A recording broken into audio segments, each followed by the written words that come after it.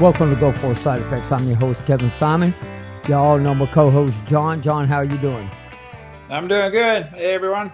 Yeah, you were waiting for a smart-ass answer, weren't you? Yeah. And everybody, we got a special guest on tonight. This is Tim Hauser. He was the United States Air Force during Desert Storm, but he's also known as the Gulf War Advocate. He helps veterans. He's also walked the halls of Congress and the Senate and everybody to help push through the PACT Act. And we're going to go through some of that tonight, but I'm going to introduce you, Tim. How are you doing? I'm doing good, Kevin. Thanks for having me on. Hey, man, I'm glad you were able to come on. I'm glad you're feeling better. Oh, Hey, yes. So let's go ahead and tell everybody a little bit about yourself. All right. Well, I grew up in a small town called Huron, Ohio. That's where I entered the Air Force at in 1982, about 5 days after I graduated from high school. I didn't have the money to go to college, and jobs in that town were none to, just wouldn't have been able to make a living. So I joined the Air Force just like my brothers did, and ended up going to Desert Storm. And I was a supply troop too, so kept those warehouses clean and kept those birds flying with new parts. So us supply guys got to stick together yes. here, That's with right. these engineers. And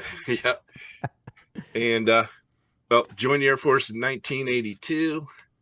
Went to Desert Storm. I actually got in country the day the ceasefire went into effect. So I was a little late to the show, but there was still some stuff going on. But there's stuff going on till today, to be honest with you. Yeah, there is. Really until that war has never ended. No. It was just carried on from father to son. That's all. Right. How long were you there for? I was there for almost a year. Almost a year. All right. Really? Almost a year, yeah. So where were you stationed at? Dhahran, Saudi Arabia. I actually lived in Khobar Towers. Oh, no Matter of fact, the building that I actually stayed in was the one they blew up several years later. Oh, yeah. That's right. Mm-hmm. That's right. During the Clinton time, right? During Clinton, right? Or was that under Clinton? No, it was after Clinton. Okay, maybe it was. I forgot who it was, but I know we retaliated back against them for them doing it, right? Okay. Mm-hmm.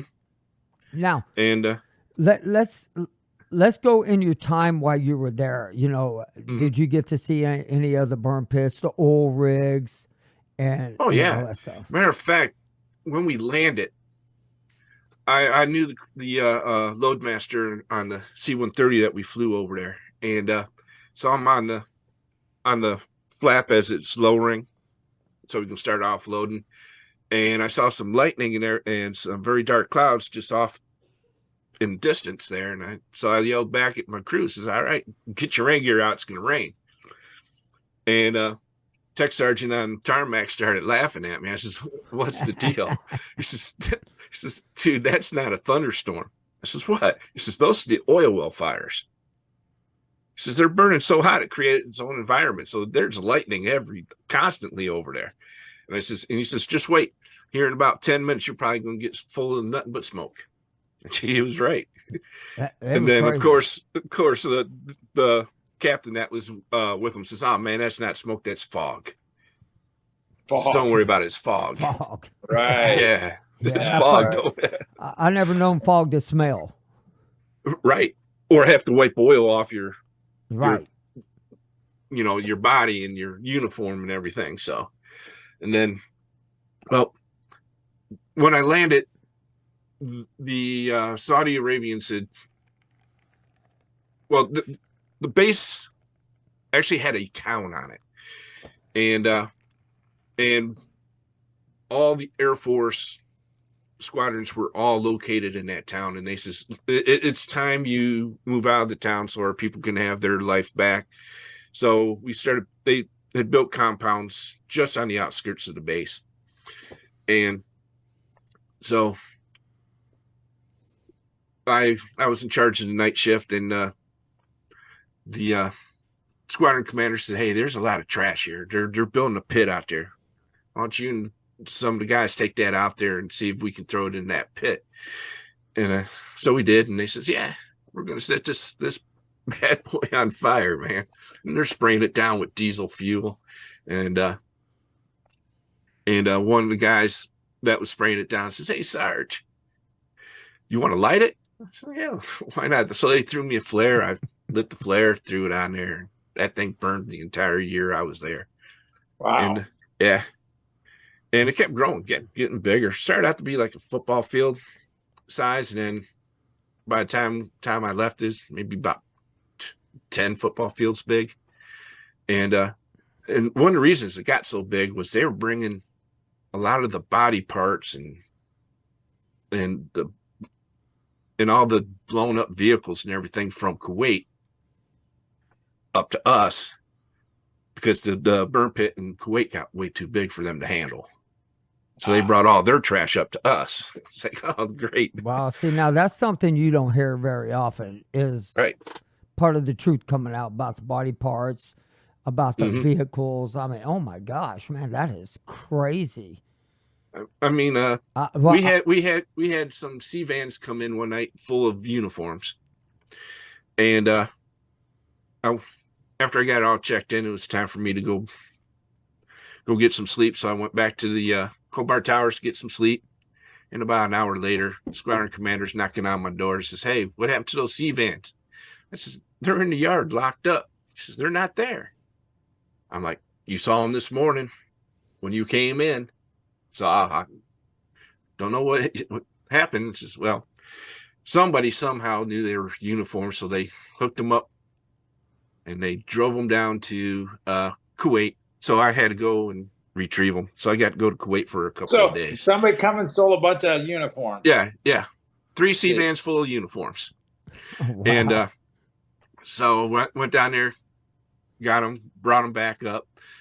But this was about 6 months after I was there already. And the body parts that were still laying around on those grounds. And I was going to go check out this blown up tank. And they says, "No, you can't step there. That hasn't been cleared from mines yet." And this was 6 months after the ceasefire. They were still cleaning that stuff up. No shit. You know they're still cleaning that shit up today? I mean, Yeah. there's still got to be some mines. But now, if you remember, I had Roy Selstrom on, and he talked about how they buried the bodies. They just did a thin layer, put the bodies and coat it on there. But I'm telling y'all right now, there is one arm missing out there because it was in a footlocker of the Marine. Remember that, John? The Marine said they opened up his footlocker and found an arm. I had forgotten that, but yeah. I tell you what, Marines bring back some crazy shit. But I love them because they bring back crazy shit. I mean, but, you know, so your time over there, that you were, when did you start experiencing health issues? Like, when did you know something isn't right? Maybe about 3 months after I was there. Really? Yeah. I was a marathon runner before I got deployed over there. And so I was running a lot. And I was, go running when I got off duty and while I was there. And it just got harder and harder. So about 3 months in, I was starting to notice some stuff. So, and I mean, and I know, but now let's talk about going to the VA and when you really started having issues. Oh, that was maybe 3-4 months after I got out. I came back in May of 92, and I got out in September of 92. And I took that Clinton administration early out, where they gave you a big bonus, and got out early. So I took that. And about 3 months after I got out, I was really having some trouble breathing, and I was passing out all the time. So started go see some doctors, and a lung doctor says, "Hey, did you happen to be in the war?" I says, "Yeah." And he says, my brother just came back and he's got the same symptoms you got. He says, maybe you ought to go to the VA. They might know what's going on with you better than I can figure it out. They may know, but whether or not they tell you. Yeah. So, okay. so I got into the VA system, start seeing doctors there, and they're all like, "Wow, we don't know what's wrong with you." So I filed my first claim under Gulf War syndrome, and immediately about a month later, it came back denied. And What year was that? That was in 92. Okay. And so didn't think much of it. I just said, okay, kind of blew it off a bit, but I kept getting sicker and sicker. And so I asked him, I says, well, so I finally put an appeal in because you get so many, back then you got some time to file an appeal. So I did. And they came back and said, well, the reason it got denied is because you have scarring on your lungs. And that's what's causing your problems. And Gulf War syndrome back then was supposed to be a mystery illness where doctors couldn't diagnose you at all. But I got diagnosed with scarring on my lungs. So that denied the claim right there. And so several years go by, and finally a doctor at the VA says, hey, have you ever heard of the Desert Storm Clinic? I said, no, I've never heard of it. He says, well, it happens to be in Brecksville, which is, just south of here. Wait, so hold on. They had a clinic just for Desert Storm veterans? Yeah. No shit. Yeah. This was 95, 96. And the one I went to was in the Brecksville VA complex in Brecksville, Ohio. And there must have been about 100 veterans there. From Coast Guard, Army, Marines, Navy, Air Force. Everybody was represented. And doctor said, well, what do you think's making you sick? I says, well, I had to breathe in that nasty crud from them oil well fires every day. And then on top of that, we had a burn pit right behind us supply compound. And I said, it's got to be that. And they said, well, that stuff's not going to make you sick. So I said, well, what else? And they says, well, why don't you go out in the lobby and wait? And I'm out there and I'm talking with other veterans. And all of a sudden this Army guy says, I know what's making us sick. I says, what's that? He said, well, I was there. We attacked a depot and it had sarin gas in it. He said, you should have seen the size of that cloud. He said, that's got to be what's making us sick. I says, well, we had them oil well fires, and another guy's like, yeah, I was in Riyadh, and we had this burn pit that was so big you could roast marshmallows from a mile away. Jeez. Damn. I was like, man, yeah.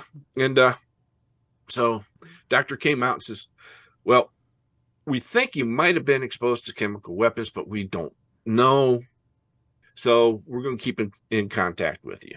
That's what I got told in 1995. Yep. That there was some type of exposure over there. They're just not sure. But that's why they also been watching the veterans since then. All of us over there. Mm-hmm. So I get a letter about a year later. It says that they proved that there was no chemical weapons used or any chemical weapons were exploded during Denied. Yeah. So they're back to it's mystery illness. Can't have any diagnosis whatsoever. Oh, you guys got to know you've got to have some friends that all of a sudden started getting cancers, lung diseases, intestinal issues. That disqualified you right there on the spot for Gulf War syndrome. So I started to put 2 and 2 together about several years later, and I'm still filing claims, and they were still being denied. Finally, I says, look, I'm not going to file for Gulf War syndrome anymore. And I talked to Vietnam veteran at the VFW. He says, dude, let us help you fill out your next claim. So here in Ohio, they got what's called the Ohio Veteran Service Commission. It's ran by the state, and they're supposed to help you file claims and get you financial aid on certain bills if you get behind on your mortgage, stuff like that. And they do a pretty good job. So along with them and the VFW, we finally wrote one claim, and it got me to the ringing in my ears and this and that. So I got about 40% after they put it all together. And that same day when I found out that got approved, I got diagnosed with constrictive bronchiolitis. What's that? It's a lung disease of the small airways in your lung. There's no cure for it. It just gets worse and worse and worse. And and that VA doctor happened to put that into my records, that she says, this is definitely constrictive bronchiolitis. So I says, I wonder if I could file under that and claim it was the burn pits. Because now already they're, Afghan and Iraqi veterans were already saying, hey, look, we were exposed to burn pits. This is why we're sick. So let me see if I can do that. And as a matter of fact, one of the doctors at the VA happened to be in charge of the VA burn pit registry. He says, Tim, I don't see you signed up on that. I said, yeah, I filled it out a couple months ago. He says, so he brought in his personal laptop. Says, no, come here. Let's fill this out. Make sure it's done correctly. Make sure we get you in on this. That's a hell of a doctor right there, man. Yeah. And he says, I'm backing this other doctor up, and I'm going to put it in your notes too that I say you got constrictive bronchiolitis. So put that in there. Very next day, I call up the same lady that helped me with the first claim from the Ohio Service Commission and the guy from the VFW. I says, I just got diagnosed with constrictive bronchiolitis. What can we do? And they says, well, just file another claim and see what happens. So I filed, and they sent me on to that little physical there, and the doctor looked at all the notes and everything, and he says, you've had so much testing done over these last years, we don't need to test you anymore. And he says, I'm saying this is what you got. So I said, thank you. And, he sent it on. Week later, I get the letter saying you're 100% service connected, combat connected. And so I posted, I'm bawling because, fighting all these years, finally got acknowledged one way or another. My new wife, she wasn't even my wife yet when I found out. We got married a few months later, and we're bawling, we're crying, and she just looked at me and she goes, your fight's not over yet, is it? I says, no, it's not. I says, I've got to help my brothers and sisters out. She says, all right, I'm going to help you. So later that night, after we posted that on Facebook, that my claim got approved, a good friend of mine, well, he's a very good friend of mine now. He's by the name of Kevin Hensley. He was in the Air Force during Operation Iraqi Freedom, and he himself was diagnosed with constrictive bronchiolitis. And so he messages me on Facebook, and he says, dude, call me. It will change your life. And he sends me his phone number. That's all he said. So I'm looking at my wife, and she says, what's he going to do, stalk you? Call the man. Call him. Because I'm pretty sure she looked his profile up on Facebook. And she said, call him. So I did. And he says, thank you for calling me. I'm part of a group called Burn Pits 360. We're fighting for the burn pit bill. And I says, I haven't even heard of that yet. And he says, we've been keeping an eye on you for the last year or so with all your postings on Facebook and Twitter about burn pits and oil well fires. We would like you to come join us. So I says, well, is there a membership fee or what do I have to do? Because, well, you got to admit, you go to some of these nonprofits and hey, we might not be able to help you, but become a member. This is your yearly dues. This is how much you have to pay a year so to help other veterans out. So that's what I thought this was at first, because I never heard of Burn Pits 360. So it says, no, dude, you'll be going to Washington, D.C. with us. You'll be talking to senators. You'll be talking to congressmen. You'll be doing press conferences. You might even meet Jon Stewart. I was like, did you? Did you meet Jon Stewart? Oh, yeah. Oh, yeah. Very first time I went to Washington, D.C., yeah. So Tim, let me interrupt you a little bit, because myself and Kevin, I'm sure a lot of our listeners, we've heard of, we know a little bit about Jon Stewart, know how he advocates for us. Share, if you don't mind, share us a little bit about your experience with Jon Stewart, because everything I've seen, that gentleman, it really, does us a solid. Us meaning veterans. What you see is what you get. Okay. Everything he says and everything he does is 100% honest and truthful. There's no alternative motives or anything with that man. That's awesome. He's straight up. I see now. He's straight up. I tell you what, I am impressed with what he's done, how he got it there, but it took him a long time also. Yeah. And he wasn't even a Desert Storm vet. If I'm not mistaken, he had a friend who was, correct? At one point. Yeah. Yeah. Right? He had a friend. Yeah. He has a friend that's a veteran. But he also worked with a gentleman called John Field, who was a fireman that worked at Ground Zero at 9/11. And I think you know the story with all of them. They had all the same illnesses as we have, and they fought for years to get health care and everything, and from working at Ground Zero. Well, so Tim, I told you before we come on, I was kind of curious, I'm not here about bashing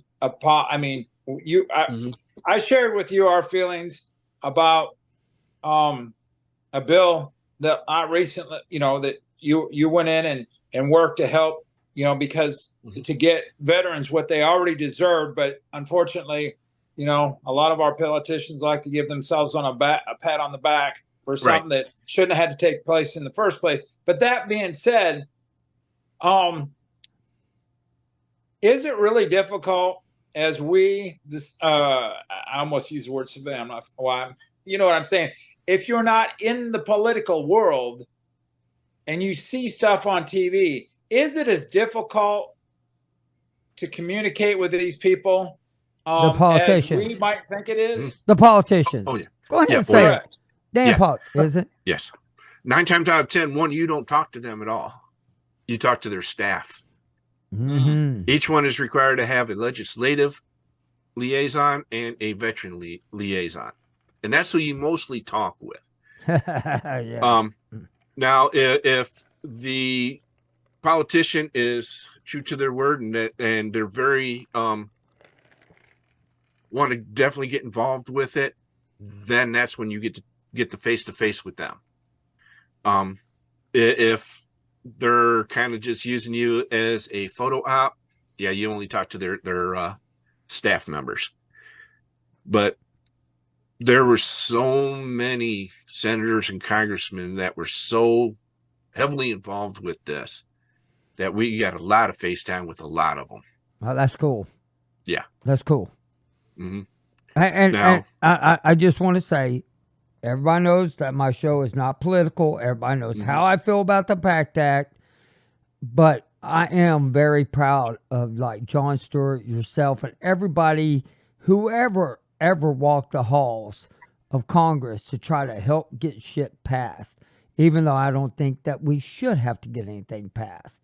But I'm very, very grateful for what y'all have done, because I know a lot of vets are getting a whole lot more care and approved faster than Yes. what it was when, like me, you tried to get. And the VA is actually expanding because of this bill. They're building new hospitals, new clinics. Oh, They're good. hiring a lot of people. Good. Matter of fact, I was just told, I was in the ER last night or yesterday afternoon, and doctor there. Normally, when I go into the hospital at the one in Cleveland, I'm being asked for my autograph and stuff, and by the doctors and the nurses. Well, a lot of the nurses there are veterans themselves, so they kept up with the burn pit bill. Can I have your autograph? Yep, yeah, they asked me for my autograph, but the doctor said, "Hey, look, Cleveland alone is hiring 8,000 more employees, Wow. nurses, doctors, and claims adjusters." And now they need to shift and pushing them to the East Coast and the West Coast where they're not getting the proper care. I mean, Right. believe it or not, the VA system should all be the same, but it's not. Right. It's not. And that's sad. It's Right. just really sad. And so, oh, by the way, everybody, I see my doctor next week, and by God, am I going so excited to walk in and see him and ask him how nice it was, how he screwed up my medicine, and how there was never anything called Gulf War illness. I'm looking forward to this meeting. Now, as we continue, I got to give some props to one individual too, Rosie Torres. I know some people don't like Rosie at all, but if it wasn't for Rosie Torres, who started this whole drive for the PACT Act almost 15 years ago, we'd still be fighting today. She saw that the Senate had passed their own version of the PACT Act, and it did not include the Gulf War in it. So I know that's one of the reasons why they asked me to join. It says, hey, you were in the Gulf War. We need you. So, because there were no other Gulf War veterans advocating for the bill. So what are Tim? What are some of the things that didn't get included in the PACT Act? Maybe you have some firsthand information as to why certain things. What was their arguments? What are our politicians' arguments why it shouldn't be? I mean, well, some of the illnesses that weren't included in the presumptive list were because not enough veterans had that illness. Once more veterans come down with that illness, then they will add it in, because there's a whole chapter in there on how the VA secretary of the VA can add more presumptives when he sees fit. Okay, he just has to send a list over to the Senate will vote on it. It'll be added in that same day once the president says, yeah, this needs to be added on. Or he can even call the president up and says, hey, we're in a dire situation. We need to add these presumptives today. They'll do an executive order. Well, it took about 32 years for them to pass this bill. Yeah. But why wasn't sarin gas, anthrax shot, mustard gas, P-tabs, and all that included? Because would that be like a mission of guilt? Yeah. Okay. Yeah. The DOD played a big part. Actually, plays a big part in everything. To get anything out of the DOD information wise, it's like pulling teeth. Chances are you're not going to get the information.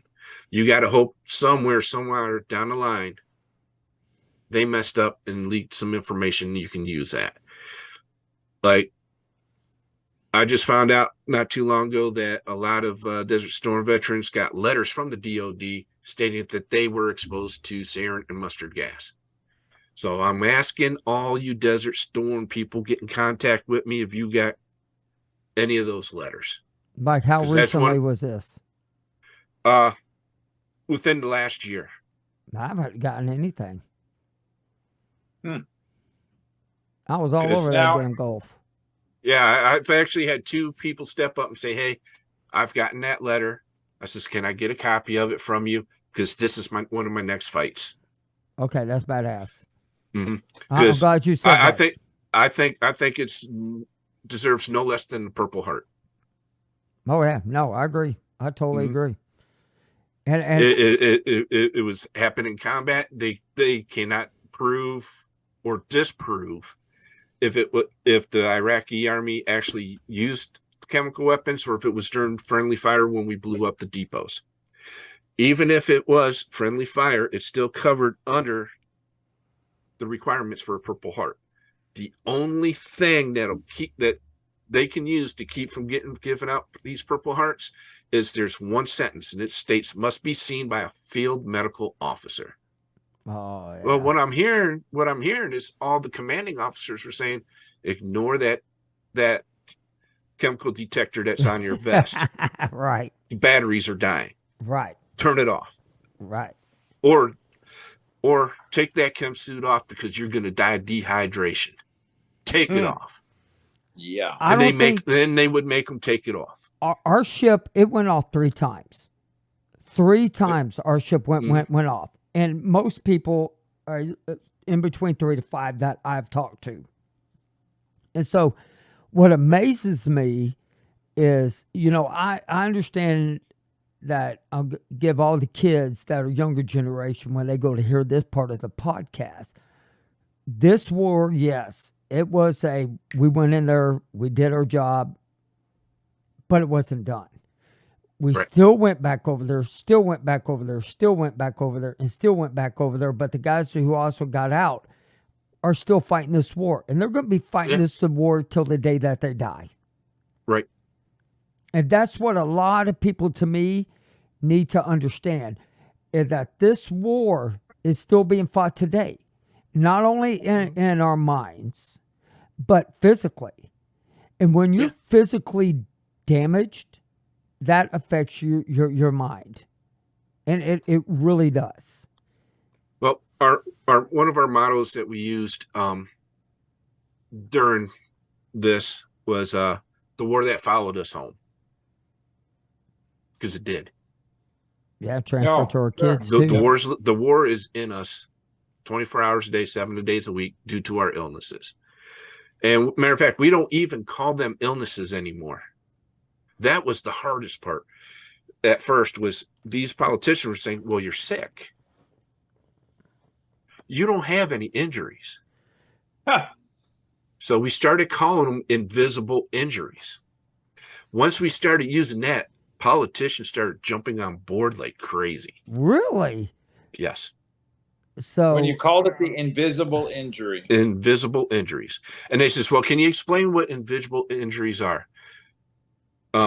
Traumatic brain injury, PTSD, cancer, lung diseases, intestinal diseases, because we were exposed to chemical weapons, oil well fires, and burn pits.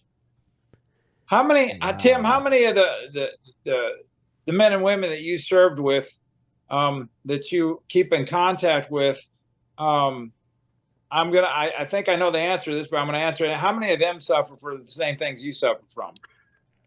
Well, the thing is with the Air Force, chances are you didn't go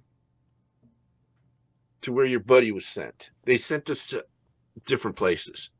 Now, the ones who went, George Air Force Base, where I was stationed at, had F-4s. So the people that took care of the F-4s went with the planes. The rest of us went somewhere else. Okay. So I was never stationed with anybody from my base. Oh, okay. But did you keep in contact with any other people? No. And no, see, yeah. No. And that and that's the big problem right there, especially with Desert Storm. There's we didn't keep in contact. If I could go back, all the guys I met from Belgium on the ships that we had to stand watch at the gates, and the French, I didn't see too many of them. No offense, I just didn't see.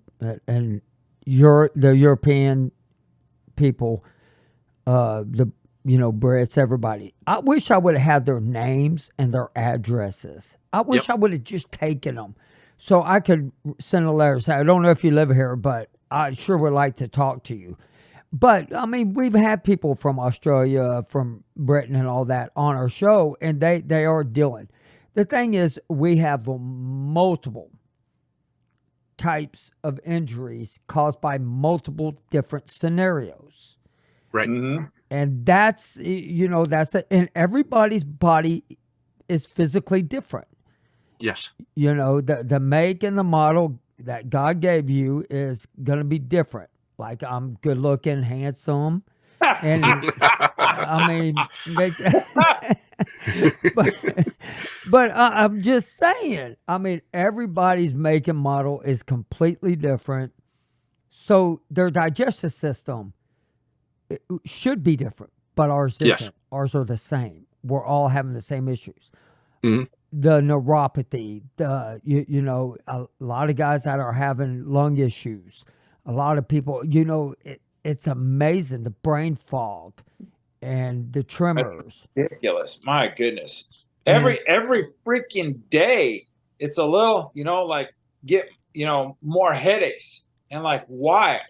Just last night I was sitting there, I just eating a little supper. I was getting a headache. I'm like, why am I getting a headache? Then I noticed my left side of my face started to get numb. I started getting nervous. I'm like, what in the hell? Yeah. It's like, it's a little thing. And then, okay, just hang tight, let it go away. Mm-hmm. But there's no reasonable explanation that I could think of why that's happening. I was like, but I want to know this. I know the bill was changed over some and changed to this and changed to that. But when that final outcome came out, Mm-hmm. was there a weight lifted off your shoulders?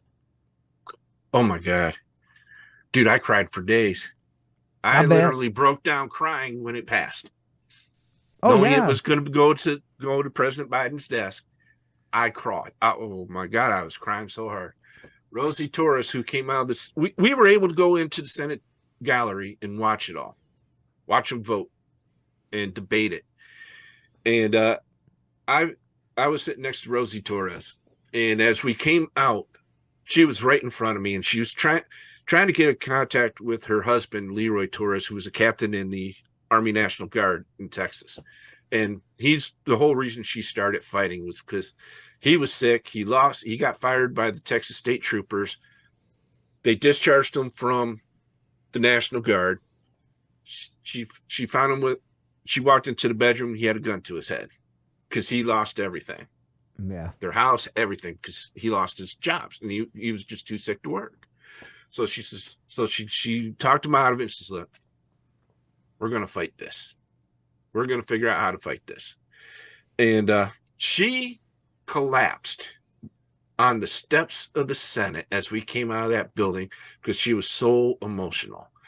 I had to catch her. I bet. Leroy's on FaceTime with her, and he's freaking out, like, what happened to my wife? Is she okay? And I had to let him know, hey, she passed out. She's going to be okay, though. And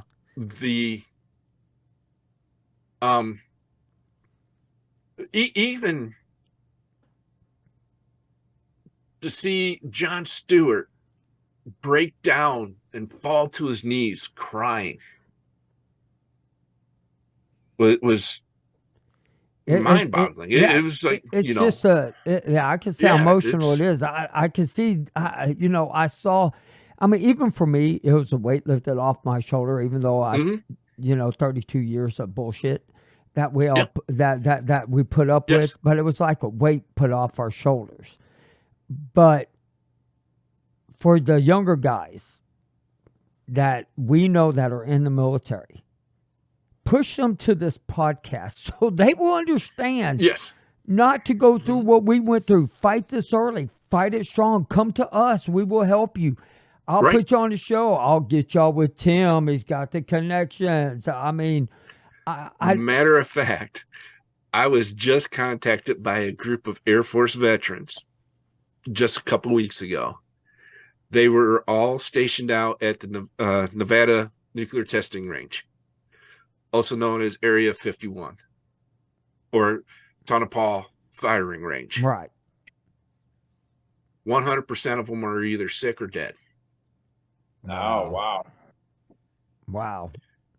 Those who could afford it got the toxicity testing. They all the ones who did all tested positive for plutonium. Oh, man. See, Oh, What's that tell you? right. And here's the problem.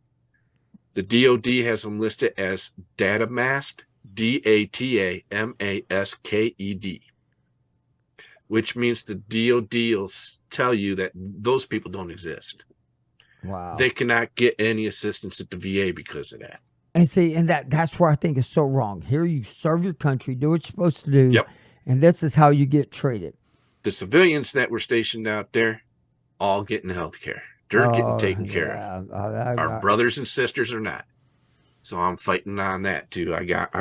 We got a whole network going now and everything for them, because even because they were at some so-called secret site, they should be getting taken care of. I agree. But here's what I don't understand, Tim. Okay, these ladies and gentlemen, servicemen and women that were on this secret site, the civilians had to have a clearance, as do our men and women. Mm-hmm. Why? I don't understand why they would disallow our men and women to be treated, but the civilians who got to keep the secret, because you have secrets. Kevin knows. I mean, ironic, isn't it a small world? And I have no idea. Do I need to explain it to you? They signed on the dotted damn line. Well, that's it, right there. And the 21-year-old that, according to what we're on the news media today, is he a fall guy for releasing information? Did he really do it, or somebody else? And he was just a convenience. I don't know any of the information, zero, other than what the news media is putting out. But what I'm saying is, yes, we're they can deny us, because I guess now I'm answering my own question, because you signed on the dotted line, like I said, Kevin. And so we're getting to the end of the show, and I'm gonna let John have his last words of wisdom.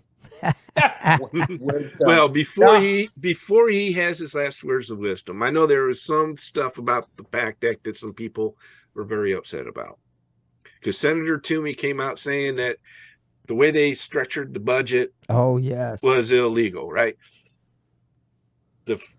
That bill went through the Senate 3 times. Passed the first time. They had no problem with the budget. Goes in the second time.